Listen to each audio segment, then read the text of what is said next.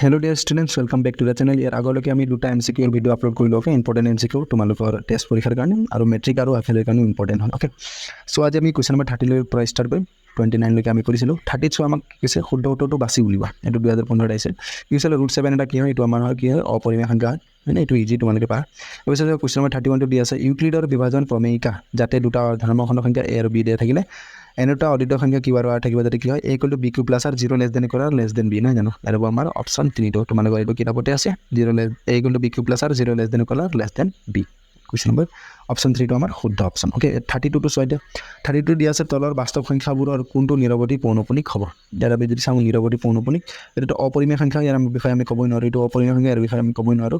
এটো ইয়াত যদি চাওঁ আমি 125 টকা দি 5³ 5 5 গুণ 25 25 5 গুণ 125 তে 5 আছে 5 থাকিলে খাবদি হয় তো নিৰৱধি পৌনঃপুনিক কৈছে এইটো হ'ব যোনটো হৰণ দি আছে আমাৰ 7 আছে 2 আৰু 5 ৰ বাহিৰে যদি অন্য সংখ্যা থাকে তেতিয়া আমাৰ কি হয় দশমিক বিস্তৃতিৰ কি হয় নিৰৱধি পৌনঃপুনিক এইটো কিন্তু পৰিমেয় সংখ্যাৰ ক্ষেত্ৰতে হয় অপৰিমেয় সংখ্যাৰ ক্ষেত্ৰত আমি একো ক'ব নোৱাৰো ওকে এটা so question number 30 exercise 1.4 question number 1 all মানে এক্সাৰসাইজ 1.4 যিমান কুৱেশ্যন নম্বৰ 1 ৰ গোটেইটা কুৱেশ্যন আছে এইবিলাক তোমালোকে ভালকৈ চাবা ওকে এইটো ইম্পৰ্টেণ্ট হয় এবাৰ চাবা কুৱেশ্যন নম্বৰ এইটো কুৱেশ্যন নহয় এটা পইণ্ট বনাই দিছোঁ মই ইম্পৰ্টেণ্ট পইণ্টবিলাক ওকে যদি কি হয় ধৰা x এটা পৰিমেয় সংখ্যা যাৰ দশমিক বিস্তৃতি আমুক এইটো বাদ দিয়ে মই ডাইৰেক্ট তোমালোকক বুজাই আছোঁ কি হয় সো যদি দশমিক বিস্তৃতি কি হয় পৰিসমাপ্ত হয় মানে খাবদি হ'লে কি হ'ব কোনো এটা কি হয় পৰিমেয় সংখ্যা কি হ'ব হৰটো কি হ'ব 2m * 5m আৰ্হিৰ হ'ব মানে হৰটো যেতিয়া আমি ভাঙি দিম ধৰা 8 আছে 8ক আমি কি লিখিব পাৰোঁ 2³ লিখিব পাৰোঁ তো হৰত কি হ'ব সদায় এইটো আৰ্হিৰ ই থাকিব সংখ্যাবিলাক থাকিব মানে 2n আৰু m 5m আৰ্হিৰ থাকিব যেতিয়া কি হ'ব দশমিক বিস্তৃতিটো খাবদি হ'ব বা পৰিসমাপ্ত হ'ব ওকে আৰু তোমালোকৰ ক্লাছটো চাগে স্কুলত ভালকৈ বুজাইছে যদি তোমালোকে ধ্যান দিছে তেনেকৈ ভালকৈ বুজি পাবা ওকে আৰু যদি কি হয় যেতিয়া খাবদি হ'লে আমি হৰটোত কি হ'ব 2 আৰু 5 থকা বুলি ক'ব পাৰোঁ ওকে যদি আমাক কোনোবাই কয় কি হয় এটা পৰিমেয় সংখ্যাৰ দশমিক বিস্তৃতি কি হয় খাবদি হয় তেন্তে তাৰ হৰটো কেনেকুৱা হ'ব এটা আমি ক'ব লাগিব কি হয় তাৰ হৰটো কি হ'ব 2n * 5m আৰ্হিৰ হ'ব ওকে আৰু যদি তোমালোকক কোনোবাই কয় যে কি হয় এটা পৰিমেয় সংখ্যাৰ হৰটো কি হয় 2n কি হয় 5m আৰ্হিৰ হয় মানে 2 আৰু 5 থাকে তাৰ মৌলিক উৎপাদকবিলাক ওকে তেতিয়া কি হৈ যাব সেই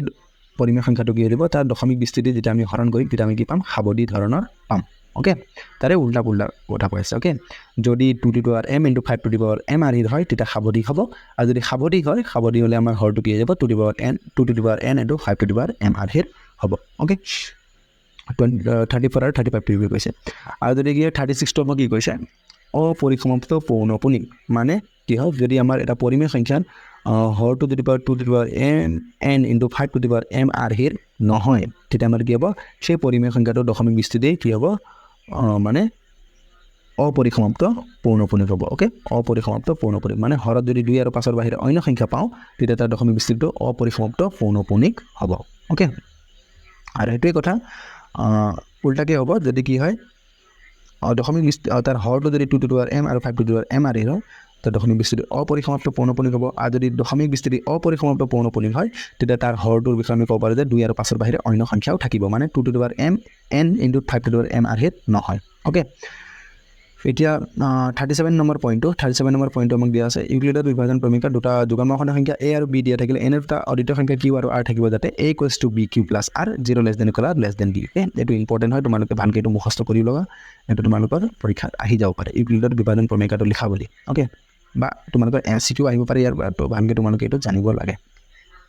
তাৰপিছত 30 নম্বৰ 8 পইণ্টটো মই লিখিছোঁ পাটিগণিতৰ মৌলিক উপপাদ্য কি দিয়া আছে প্ৰত্যেক যৌগিক সংখ্যাই মৌলিকৰ গুণফল হিচাপে প্ৰকাশ কৰিব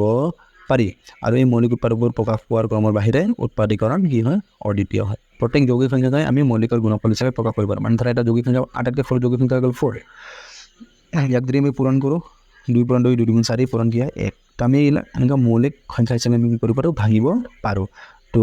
কি হ'ব প্ৰত্যেক যৌগিক সংখ্যাক মৌলিকৰ গুণফল হিচাপে প্ৰকাশ কৰিব পাৰি এইটোৱে কৈছে আৰু এই মৌলিক উৎপাদকবোৰ প্ৰকাশ পোৱাৰ ক্ৰমৰ বাহিৰে এই উৎপাদীকৰণ অদ্বিতীয় মানে এইটো এনেকৈ আমি যিটো মৌলিক উৎপাদক প্ৰকাশ কৰিলোঁ তো এইটো এনেকুৱাই টাইপৰ হ'ব আৰু বেলেগ টাইপৰ হ'ব নোৱাৰে অদ্বিতীয় মানে ডাবল এনেকুৱা হ'ব নোৱাৰে যে এইটো আমি 2 × 2 লিখিলোঁ আৰু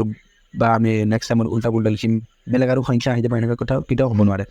4 মানে 2 পূৰণ 1 সদায় 2 পূৰণ 1 থাকিব 3 পূৰণ 1 এনেকুৱা হ'ব ধৰণৰ হ'ব